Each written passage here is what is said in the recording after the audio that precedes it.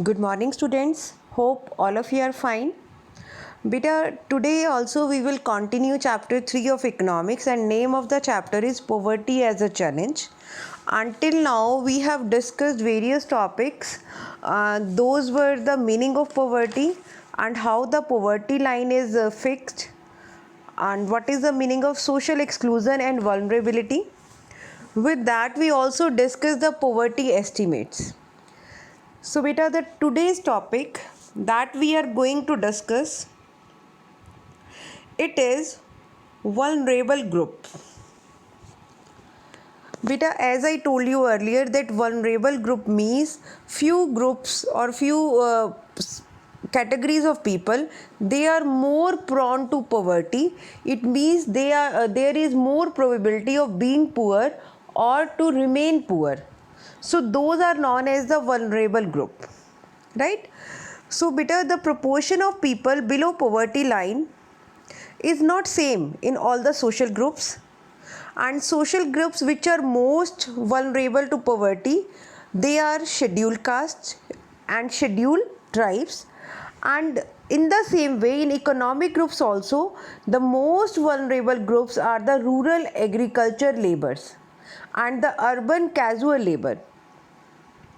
So basically 4 categories are given: scheduled castes, scheduled tribes, and then rural agriculture labor and urban casual labor. These 4 groups these are the more vulnerable group of India. Now if you can see this graph, it is given on the same page beta. It shows the percentage of poor people in all these groups. So you can see the scheduled tribes in rural India. And if we see this, the average for people below poverty line for all groups in India is 22. 43 out of 100 people belonging to scheduled tribes in rural areas are not able to meet their basic needs. In the same way, 33% of casual workers in urban areas are below poverty line, and about 40% of landless agriculture workers and 29% of scheduled caste are also poor. So the double disadvantage is there of being a landless casual wage labor in the socially disadvantaged groups. It means if some person is related to the scheduled caste or scheduled tribe and even he is a landless wage labor, so there will be a double disadvantage for that person.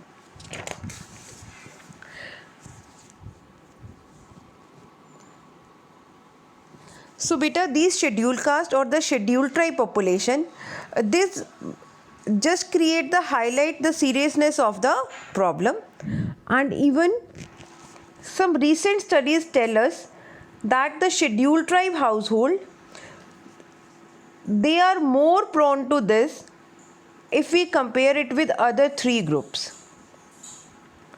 It means all other 3 groups, the decline in poverty is seen. So beta, even other than these social groups, there is also inequality of income within a family.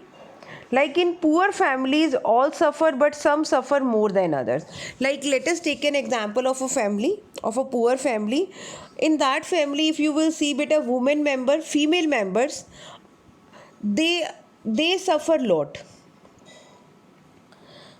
Like these female members and infants, they denied equal access to resources available to the family.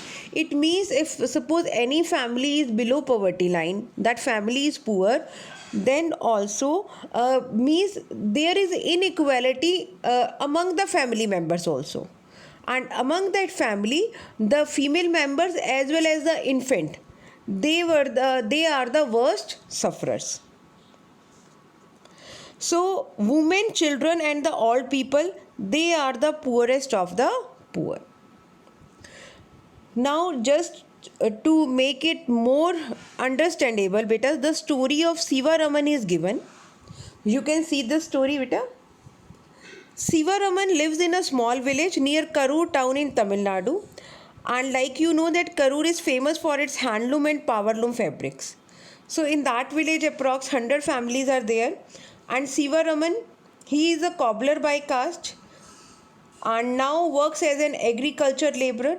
Now you can see that this person, Siva Raman, he belonged to a scheduled caste family and he is a agriculture laborer also, and he is working for rupees 50 rupees per day, and that is also just for 5 or 6 months in a year.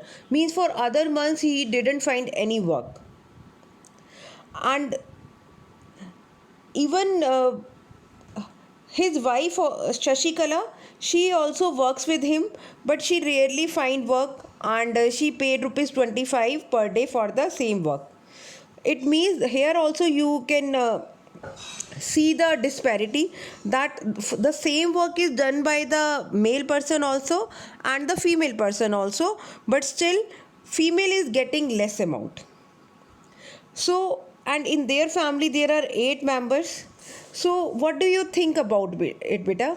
Is this money sufficient to survive for a 8-member family?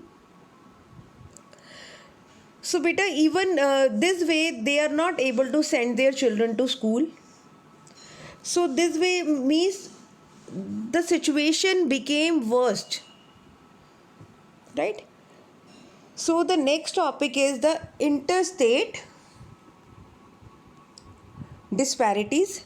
Like the in previous topic we read that among the poor families also there is inequality, or there is unequal access to the facilities. In the same way beta, like we are talking about our country, by suppose that in India that 22% population is below poverty line, but beta there is a differentiation between among all states also, and it is known as the interstate disparities. Like the proportion of poor people is not the same in every state. Although state level poverty has witnessed a secular decline from the levels of early 70s, but this rate is reducing and varies from state to state. Like if we will see that all India head count ratio, it was 21.9% in 2011-12 in the state like Madhya Pradesh, Assam, Uttar Pradesh, Bihar and Odisha. So they are above all India poverty level. But Bihar and Odisha continue to be the two poorest state with the poverty ratio of 33.7 and 32.6%. Now you can see that Bihar and Odisha, they are the two poorest state. So this is the disparity among the states. And with that, if we compare it, the rural poverty and the urban poverty. So rural poverty as well as the urban poverty, it is also high in Odisha, Madhya Pradesh, Bihar and UP. So this way, and if we compare it with Kerala, there is a significant decline in poverty in Kerala, Maharashtra, Andhra Pradesh, Tamil Nadu and West Bengal. And if we consider the northern states like Punjab and Haryana, they have succeeded in reducing poverty with the help of high agriculture growth rates. And Kerala, as you know, Kerala has the highest literacy rate. So Kerala has focused on human resource development. So there are various methods, those are followed to eradicate poverty in different states. So beta, this way we can say that there are interstate disparities among the states, and in the same way there is the inequality or disparity within a family also. Even government is launching new schemes for the people just to eradicate poverty or just to spread awareness among them. And like if you will see that government has launched the minimum employment guarantee schemes also, and like BPL cards are also issued to the people so that they can get the cereals or food grains at a very minimal price. So this way government is doing a lot. With that, the public's contribution, cooperation is also required just to eradicate poverty. And the main thing is the awareness among the people. So beta, this was the topic for today. Hope all of you have understood the topic. Thank you and have a nice day.